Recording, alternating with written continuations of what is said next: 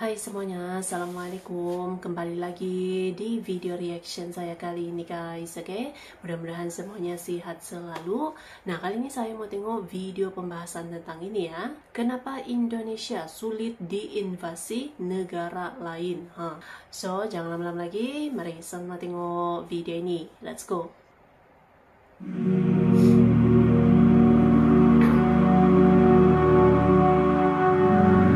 Indonesia menjadi salah satu negara yang paling sulit diinvasi oleh negara lain. Sulit diinvasi ya. Kita sudah banyak berkaca dari sejarah bahwa ternyata perang-perang besar yang pernah terjadi di sepanjang sejarah manusia, sebagian besarnya berada di bumi bagian barat sana, misalnya Eropa ataupun Timur Tengah. Masih sangat jelas diingatan kita bahwa Perang Dunia Kedua dan Pertama, keduanya terjadi di benua Eropa. Begitupun perang-perang yang lebih lama seperti Perang Salib ataupun perang-perang masa lampau terjadinya di daerah perbatasan Eropa dan Asia Barat. Selain itu, juga pernah terjadi di beberapa kawasan Asia lainnya, ambil contoh kawasan Asia Barat. Dan dari banyak perang besar tersebut, ada segelintir wilayah di muka bumi ini yang seperti terbebas dan sulit terjangkau oleh perang-perang besar ataupun invasi langsung dari negara lain. Sebut saja Amerika dan Indonesia. Amerika meskipun berperan aktif dalam Perang Dunia Kedua, namun arena peperangan tidak pernah terjadi di kawasan Amerika.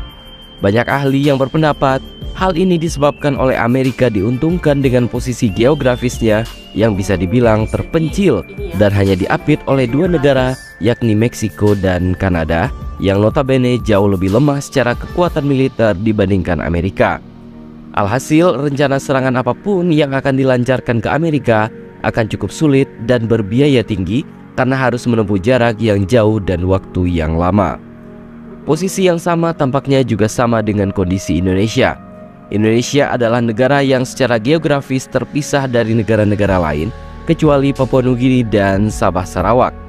Sisanya Indonesia murni diapit oleh lautan dan samudra yang luas, yang memberikan perlindungan tersendiri bagi Indonesia dari berbagai serangan dan invasi, terutama invasi dari darat. Namun, apakah benar Indonesia menjadi salah satu negara yang cukup sulit untuk diinvasi oleh negara lain? Berikut kita dengar sejumlah opini menarik dari banyak pengguna dunia maya. Seorang pria bernama H menyatakan sangat sulit. Republik Indonesia adalah salah satu negara di dunia yang susah untuk ditaklukkan, bukan karena kekuatan militernya, melainkan karena medan yang sulit dan sejumlah perlawanan yang harus dihadapi oleh musuh untuk dapat menaklukkannya. Jika Anda berpikir bahwa Perang Vietnam buruk, maka invasi ke Indonesia akan menempatkan Perang Vietnam atau bahkan Perang Dunia Pertama sebagai permainan anak-anak. Pertama-tama, realitas fisik Indonesia. Indonesia adalah mimpi buruk dalam hal geografis. Luas wilayah Indonesia akan sangat menyulitkan penyerangan dalam mempertahankan logistiknya. Yang lebih buruk lagi, Indonesia merupakan negara kepulauan yang memiliki akses ke Samudra Pasifik dan Samudra Hindia dengan garis pantai terpanjang di dunia. Hampir tidak mungkin bagi pihak penyerang untuk sepenuhnya mengembargo Indonesia karena banyaknya laut dan garis pantai yang perlu dijaga. Belum lagi mencoba untuk mengembargo Indonesia akan memiliki konsekuensi terhadap ekonomi global karena banyaknya selat di Indonesia seperti Selat Sunda, Makassar, Malaka, Lombok, dan lain-lain adalah jalur pelayaran internasional yang penting bagi perekonomian global. Menutup selat-selat ini akan secara efektif memotong Asia Timur dan Asia Tenggara dari sebagian besar akses dunia luar. Dan lihatlah, Indonesia adalah negara tropis, artinya mempunyai banyak hutan, suhu yang sangat lembab, dan yang paling penting, medan yang berlumpur akan membuat semua kendaraan baja tidak bisa berguna karena dapat dengan mudah terjebak di sana. Hal ini juga menjadi salah satu alasan Indonesia berinvestasi lebih banyak pada tank ringan dan kendaraan lapis baja daripada kendaraan lapis baja berat. Indonesia juga memiliki banyak pegunungan dan perbukitan, ditambah dengan medan berlumpur, maka pasukan penyerang seperti kendaraan tempur infanteri atau IFV, tank tempur utama atau MBT, dan lain-lain praktis tidak berguna dan akan sangat terkendala di medan Indonesia. Begitu juga misalnya dengan Pulau Sulawesi yang dianggap sebagai pulau terpenting ketiga di Indonesia setelah Pulau Jawa dan Sumatera. Menguasai Sulawesi akan sangat sulit karena medannya yang bergunung-gunung. Lebih buruk lagi bagi penyerang, Sulawesi bukan satu-satunya yang memiliki medan seperti itu. Hampir setiap pulau besar di Indonesia memiliki pegunungan dan perbukitan yang ekstrim. Sementara seorang pria bernama E mengatakan, invasi akan sangat-sangat sulit karena faktor Angkatan Bersenjata Nasional Indonesia. Seperti yang kita ketahui, bahwa invasi ke Indonesia sebagian besar akan menjadi perang berbasis infanteri karena medan dan tanah di Indonesia tidak mampu menopang kendaraan lapis baja berat, terutama MBT. Masalah bagi setiap kekuatan invasi adalah bahwa Indonesia mampu mengungguli negara manapun di dunia kecuali 3 negara dengan populasi terbesar.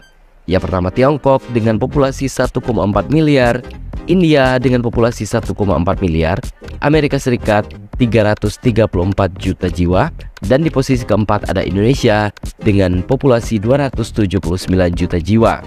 Dengan populasi yang begitu besar, Indonesia mampu mengumpulkan banyak pasukan daripada kebanyakan negara di dunia.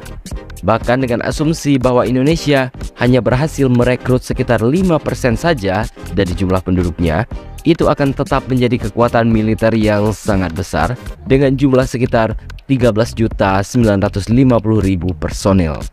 Lebih buruk lagi bagi musuh, Tentara Nasional Indonesia secara khusus dilatih untuk perang gerilya dan bisa dianggap sebagai salah satu yang terbaik di kawasan secara keseluruhan dalam kategori tersebut.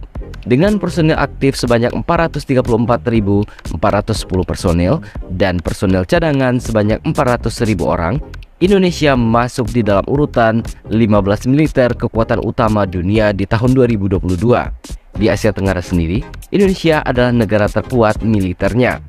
Tentunya jumlah personel dan kekuatan alutsista juga merupakan pertimbangan untuk menentukan kekuatan militer suatu negara.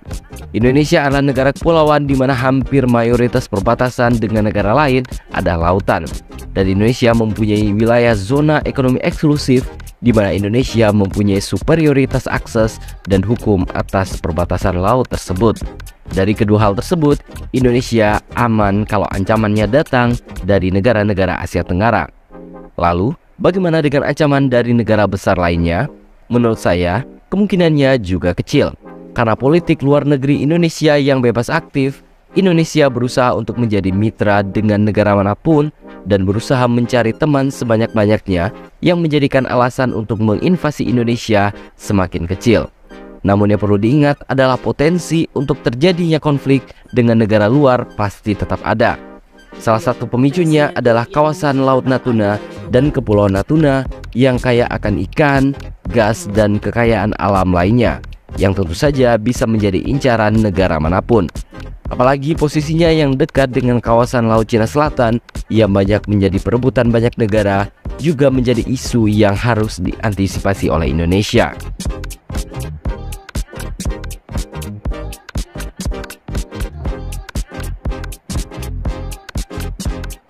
Namun kesimpulannya, Indonesia dikaruniai posisi geografis yang menguntungkan yang membuatnya punya peluang untuk diserang secara mendadak dan masif cukup kecil.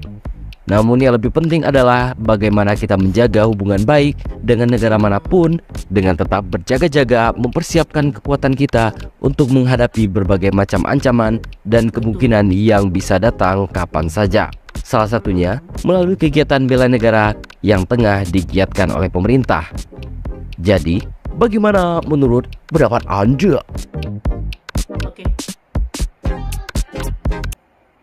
Oke guys, jadi tadi ya videonya ini. Jadi ya posisi geografis Indonesia juga kan kalau dilihat itu memang agak sulit gitu kan untuk diinvasi oleh negara lain gitu ya. Walaupun kemungkinannya kecil ya, itu dia potensi untuk terjadi ya tetap ada gitu kan, tetap harus berjaga-jaga negara manapun lah gitu kan. dan pastinya rakyatnya gitu kan, rakyatnya juga pasti siap berada di garda terdepan gitu kan, sekiranya ada ancaman-ancaman daripada luar gitu, ataupun ada invasi dari negara lain gitu. So terima kasih banyak sebab kamu sudah menonton video ini. Jangan lupa macam biasa untuk support channel saya dengan subscribe, like video ini, dan jangan lupa untuk komen juga, oke? Terima kasih banyak dan kita jumpa lagi di video seterusnya. Assalamualaikum.